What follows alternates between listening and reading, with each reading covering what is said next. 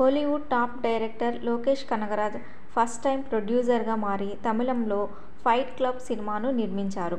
విజయ్ కుమార్ హీరోగా action thriller కథాంశంతో తెరకెక్కిన ఈ మూవీ కమర్షియల్ హిట్గా నిలిచింది.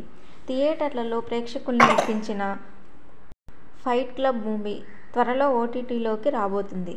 ఫైట్ క్లబ్ మూవీ డిజిటల్ రైట్స్ను డిస్నీ ప్లస్ హాట్స్టార్ దక్కించుకున్నది. ఫిబ్రవరి 2న ఫైట్ క్లబ్ మూవీ ఓటీటీలో రిలీజ్ కానున్నట్లు సమాచారం. త్వరలోనే ఫైట్ క్లబ్ ఓటీటీ రిలీజ్ డేట్పై అఫీషియల్ అనౌన్స్మెంట్ రానున్నట్లు తెలిసింది. తమిళంతో పాటు తెలుగు, మలయాళం, కన్నడ, హిందీ భాషల్లో ఫైట్ క్లబ్ మూవీ స్ట్రీమింగ్ కానున్నట్లు సమాచారం. Govind Vasantha music. Fight club మూవీకి అబ్బాస్ ఏ రెహ్మత్ దర్శకత్వం వహించాడు.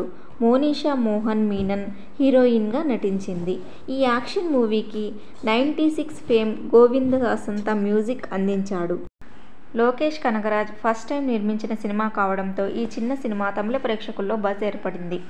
అబ్బాస్ ఏ రెహ్మత్ టేకింగ్, స్క్రీన్ ప్లేతో పాటు యాక్షన్ సీక్వెన్స్లతో పాటు ఫోటోగ్రఫీ, మ్యూజిక్కు విమర్శకుల ప్రశంసలు దక్కాయి. విజయ్ కుమార్ యాక్టింగ్తో మెప్పించాడు. డిసెంబర్ 15న థియేటర్లలో ఈ మూవీ రిలీజ్ అయింది. నార్త్ చెన్నై బ్యాక్ డ్రాప్లో దర్శకుడు అబ్బాస్ ఏ రెహ్మత్ ఫైట్ క్లబ్ సినిమాను తెరకెక్కించారు. బెంజీ అండదండలతో గొప్ప ఫుట్బాల్ ప్లేయర్గా పేరు తెచ్చుకోవాలని సెల్వా కలలు కంటాడు. బెంజీని అతడి సోదరుడు జోసెఫ్ చేత కిర్బా అనే రౌడీ చంపిస్తాడు. ఈ మర్డర్ కేసులో జోసెఫ్ జైలుకు వెళతాడు.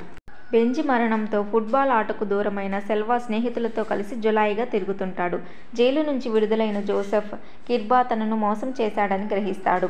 పొలిటీషియన్గా మారిన కిర్బాపై సెల్వా ద్వారా ప్రతీకారం తీర్చుకోవాలని జోసెఫ్ అనుకుంటాడు. జోసెఫ్ మోసాన్ని సెల్వా తెలుసుకున్నాడా?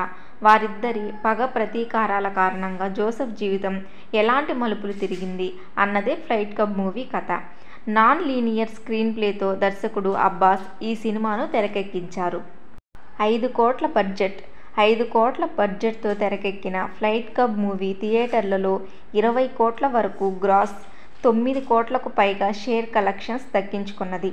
తొలి రోజే ఈ మూవీకి 2 కోట్ల కలెక్షన్స్ వచ్చాయి. నిర్మాతలకు 4 కోట్లకు పైగా లాభాన్ని తెచ్చిపెట్టింది.